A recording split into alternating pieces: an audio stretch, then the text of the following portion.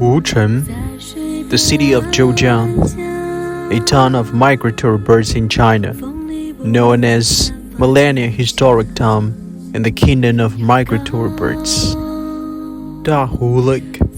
There are 3 bird's nest-shaped observation pavilions. Bird watchers are able to observe them in their natural habitat. Jiujiang Lake, a rounded observation pavilion platform. Changhu Lake, a lot of water plants growing on the bottom of the lake. Since numerous birds spend the winter here, birds can be seen almost anywhere, especially crane, stork, swan, and anatity.